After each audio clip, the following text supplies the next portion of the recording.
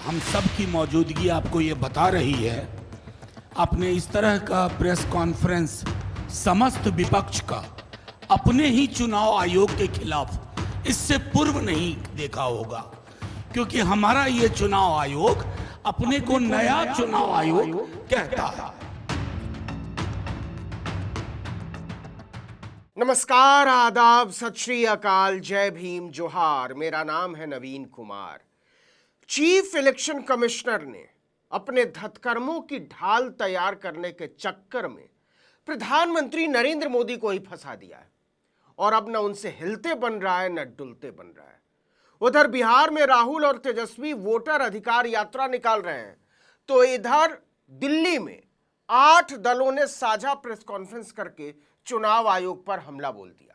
उन्होंने कल अपने प्रेस वार्तालाप में राजनीतिक दलों पर सवाल उठाया और एक प्रकार से राजनीतिक दलों पर आक्रमण किया। कांग्रेस के साथ TMC, Samajwadi party, RJD, Shiv Sena, Aam Aadmi party समेत लगभग पूरा विपक्ष इस सवाल पर एकजुट हो गया है कि इस चीफ इलेक्शन कमिश्नर और इस इलेक्शन कमीशन के भरोसे चुनाव और चुनावी प्रक्रिया को निष्पक्ष कैसे माना जा सकता है।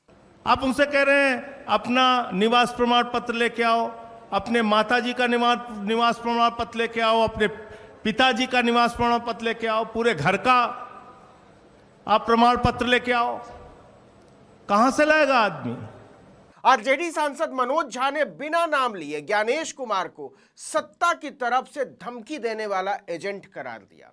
उन्होंने मुख्य चुनाव आयुक्त को कटघरे में खड़ा करते हुए कहा कि आप जिस रास्ते पर चुनाव को ले जाना चाहते हैं वो रास्ता नागरिक के मताधिकार और लोकतंत्र के लिए बेहद खतरनाक है। बल्कि वो उस मौके का इस्तेमाल कर रहे थे किसी के इशारे और इरादे को साफ तौर पर पब्लिक डोमेन में रखने का।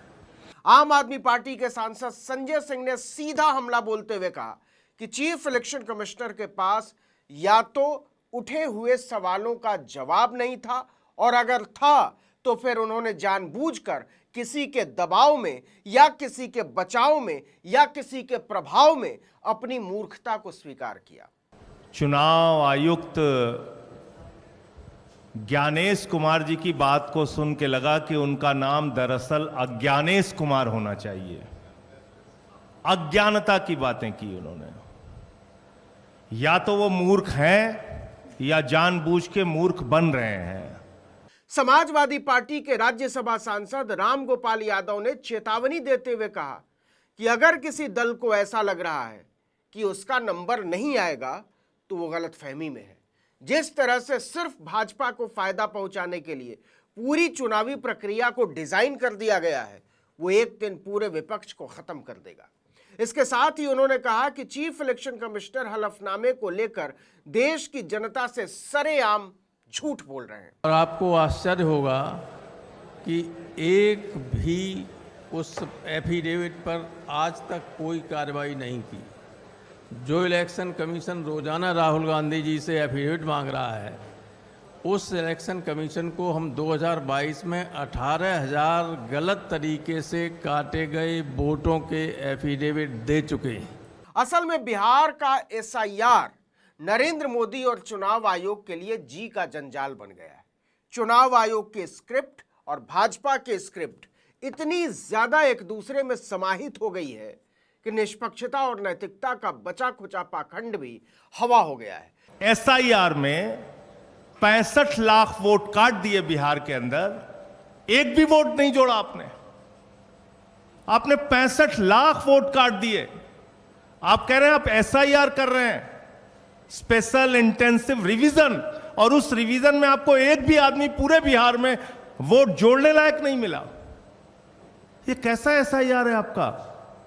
चुनावी प्रक्रिया पर सवाल उठाने को लेकर इस तरह की एकजुटता इससे पहले विपक्ष के भीतर कभी दिखाई नहीं दी, और इसने चुनाव आयोग से ज्यादा नरेंद्र मोदी की चूल हिला दी है, क्योंकि संदेश ये जा रहा है कि चुनाव आयोग ने जो भी पाप किए वो नरेंद्र मोदी को बनाने और बचाने के लिए किए। ऐसी ऐसी गड़बड़ियां सामने आ रही हैं। आपका बीएलओ खुद से फॉर्म साइन करके जमा कर रहा है, उसकी वीडियो सामने आई। क्या कार्रवाई की आपने? अमेरिका के राष्ट्रपति ट्रंप का वोट बिहार में बन गया, क्या कार्रवाई की आपने? कुत्ते का निवास प्रमाण पत्र बिहार में बन गया, क्या किया आपने? क्या किया आपने? आप बेवकूफ समझते हैं इस देश के लोगों को। खुलेआम आपने एसआईआर के जरिए घपला घोटाला किया, मरे हुए लोगों को जिंदा कर दिया, जिंदा लोगों को मार दिया। अब नरेंद्र मोदी की मुश्किल और बेचारगी को समझने की कोशिश कीजिए। भाजपा के अलावा एनडीए के भीतर भी एक भी पार्टी नहीं है जो इस प्रक्रिया का बचाव कर रही हो। न चिराग पासवान की एलजेपी ने इस पर खुलकर साथ दिया है, न जीतन राम मांझी की हमने खुलकर साथ दिया, न ओम प्रकाश राजभर की सुभाषपा ने खुलकर साथ दिया, न संजय निषाद की पार्टी ने साथ दिया, न अनुप्रिया पटेल ने साथ दिया। इसलिए भाजपा जाहिर भले न कर रही हो, लेकिन अंदर ही अंदर वो बुरी तरह घबराई हुई है। क्या उस लहजे में उन्होंने अनुराग ठाकुर जी से पूछा था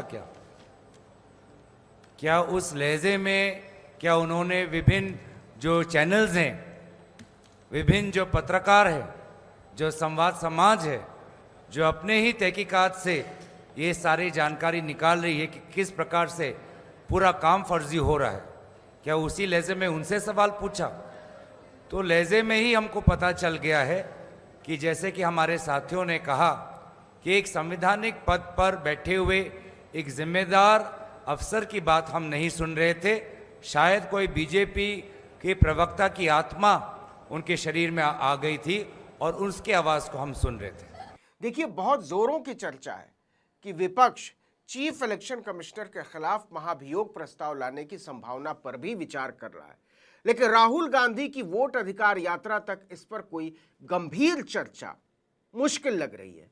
देखिए, संविधान के अनुच्छेद 324(5) में कहा गया है कि मुख्य चुनाव आयुक्त को या किसी भी चुनाव आयुक्त को हटाने की वही प्रक्रिया होगी जो सर्वोच्च न्यायालय के न्यायाधीश को पद से हटाने की होती है, महाभियोग लाना पड़ता है। हालांकि इसमें यह भी लिखा है कि किसी अन्य चुनाव आयुक्त या क्षेत्रीय चुनाव आयुक्त को मुख्य चुनाव आयुक्त की सिफारिश के बिना पद से नहीं हटाया जाएगा। लेकिन एक बात बड़ी सीधी है कि ज्ञानेश कुमार गुप्ता नरेंद्र मोदी के लिए भारी मुसीबत बन गए हैं और नरेंद्र मोदी ज्ञानेश गुप्ता की भारी समस्या। इस वीडियो में इतना ही, लेकिन अगर आपने आर्टिकल 19 इंडिया को अब तक सब्सक्राइब नहीं किया है तो फौरन कर दीजिए, बेल आइकॉन दबाइए, घंटी जैसी आकृति, लाइक कीजिए और कमेंट करके बताइए हमारा वीडियो आपको कैसा लगा। हमारा ट्विटर हैंडल है आर्टिकल 19_इंडिया और मेरा ट्विटर हैंडल है नवीन जर्नलिस्ट। नमस्कार।